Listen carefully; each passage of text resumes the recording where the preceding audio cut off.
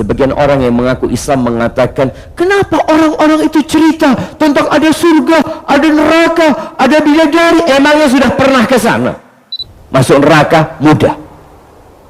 Nggak perlu capek-capek engkau masuk neraka. Engkau ikuti nafsumu.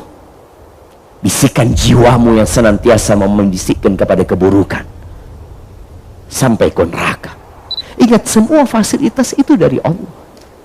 Bukan dari tempat kita kerja. Alhamdulillahi Rabbil Alamin. Menjadi penghuni neraka atau menjadi penghuni surga. Iya, menjadi penghuni surga capek. Sekarang capek. Orang yang mau sukses di dunia capek, lelah. Siap dia berkeringat, siap dia dijemur untuk mendapatkan kesuksesan dunia. Masa surga Allah yang luasnya seluas langit dan bumi, engkau nggak boleh capek? Masuk neraka mudah. Nggak perlu capek-capek engkau masuk neraka. Engkau ikuti nafsu, bisikan jiwamu yang senantiasa membisikkan kepada keburukan. Sampai ke neraka. Ada 4 angan-angan penghuni neraka yang Allah ceritakan dalam Al-Quranul Azim. Yang pertama di surat Al-Mu'minun, Allah berfirman di ayat 106, 107 sampai 109.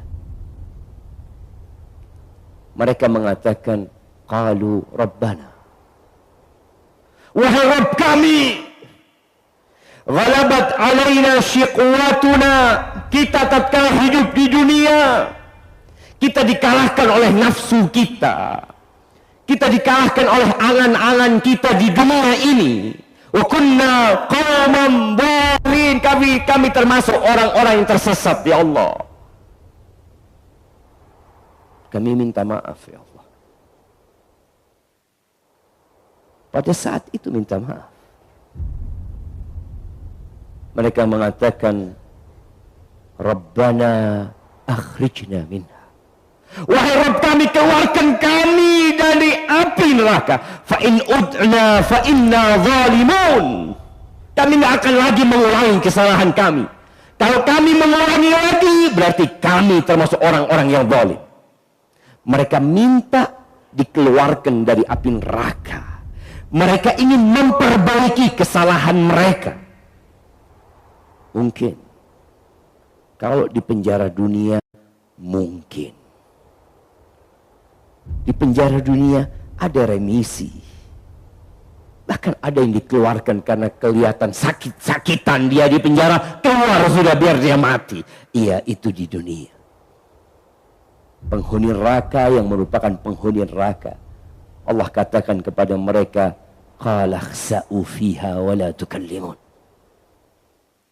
Kalian tinggallah di dalam sana, hina dia, jangan ngomong sama aku.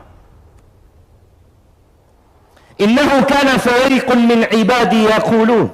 Kalian ingat, kata Allah, dulu tatkala di dunia ada hamba-hambaku yang kerjanya senantiasa berdoa mengatakan, Rabbana amanna faghfir lana warhamna wa anta khairul rahimin. Engkau tahu ada hamba-hambaku yang mengatakan, wahai Rabb kami beriman, kasihi kami, ampuni kami. Engkau sebaik-baiknya yang mengasihi, ya Allah. Fattakhattumuhum sikhriyan. Engkau jadikan mereka bahan olok-olokan. Apaan tuh? Sholat, ibadah, sok suci. Ya kalian lakukan itu di dunia. Sekarang kalian minta keluar dari neraka. Gak ada ceritanya. Lalu Allah katakan, wa kuntum minhum tadhakun fattakhattuhum sikhriyan hatta insaukum dzikri wa kuntum minhum tadhakun. Kalian jadikan mereka bahan-bahan olokan sampai kalian lupa dengan peringatan-peringatan. Kalian tertawa-tawa melihat orang-orang saleh dianggap orang-orang yang terbelakang. Itu angan-angan yang pertama, mereka minta keluar. Angan-angan yang kedua, Allah sebutkan di surat Az-Zukhruf. Ya, di ayat 77. Ketika mereka dilarang ngomong sama Allah, Allah sudah tidak mau lagi mendengar dari mereka. Apa yang mereka lakukan? Mereka cari jalan lain. Mereka memanggil penjaga neraka jahanam. Siapa penjaga neraka jahanam? Malik.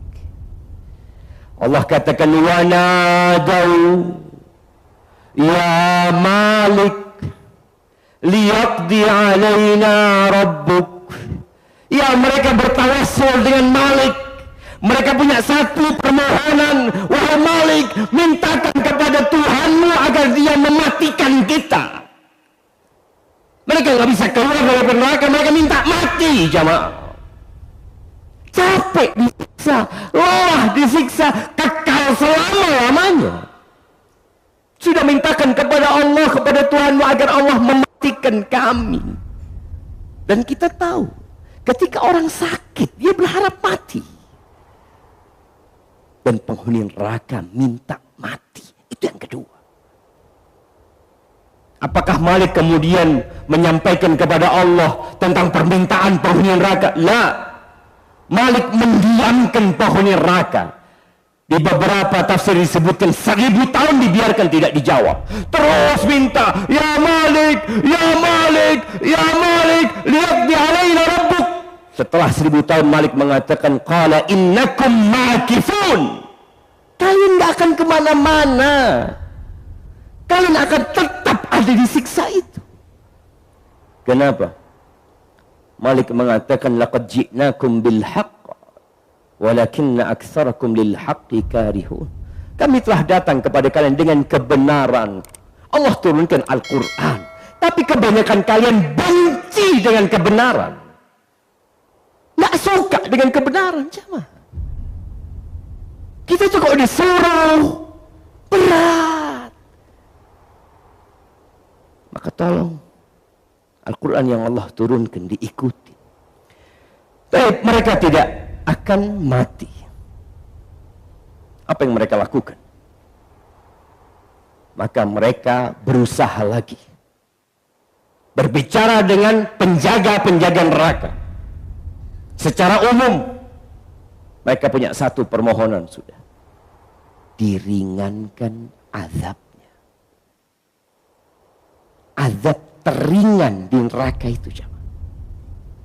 Seorang yang pakai sandal atau sepatu dari api neraka yang otaknya mendidih, jemaah. Itu yang paling ringan. Keluar nggak ada ceritanya. Bagi orang-orang kafir yang sudah divonis masuk neraka, maka mereka minta keringanan. Mereka berkata kepada penjaga-penjaga neraka. Allah ceritakan di surat Ghafir ayat 49. Wa qala alladhina fin nari li khazanati jahannam ud'u rabbakum yukhaffif 'anna yawman minal 'adzab. Mereka berkata, mintakan kepada Tuhan kalian supaya diringankan azab buat kami 1 hari saja. Wow, jemaah. 1 hari saja. Enggak ada. Dan ada satu lagi angan-angan mereka. Mereka tidak lagi memohon kepada Allah, tidak lagi bertawassul dengan malaikat-malaikat penjaga neraka. Yang mereka lakukan adalah meminta kepada penghuni surga. Allah menceritakan di surat Al-A'raf di ayat 50-51. Allah mengatakan, wa nada ashabun nari ashabal jannah an afidu alaina minal ma' aw mimma razaqakumullah. Mereka mengatakan, mereka memanggil, wahai penghuni surga, wahai penghuni surga, tolong berikan kepada kami seteguk air berikan kepada kami, atau apa saja dari rezeki yang diberikan kepada kalian. Udah, mereka tidak berharap lagi untuk keluar, karena mereka tahu tidak mungkin keluar. Mereka tidak berharap lagi untuk mati, karena mereka akan kekal dan abadi. Mereka juga tidak berharap diringankan Mereka minta kepada penghuni surga, tolong kasih air kami. Atau apa saja yang Allah rizkikan kepada kalian. Apa jawab penghuni surga? Qalu innallaha harramahuma 'alal kafirin.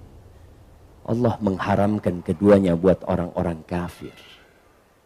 Maka jamaah rahimakumullah, kita berada di pertengahan bulan Rajab.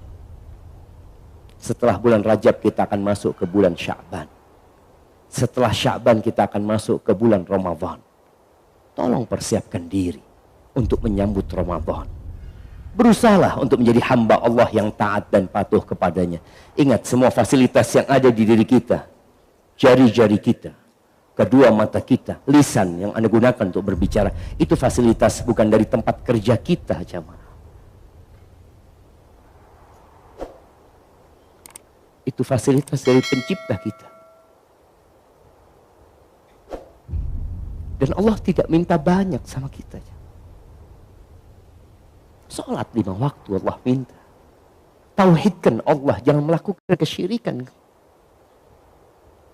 Puasa, zakat, umroh, haji, dan perintah-perintah Allah lainnya. Ingat, semua fasilitas itu dari Allah. Bukan dari tempat kita kerja. Kalau engkau tidak menghargai dirimu, akan datang suatu hari 4 angan-angan itu engkau panjatkan.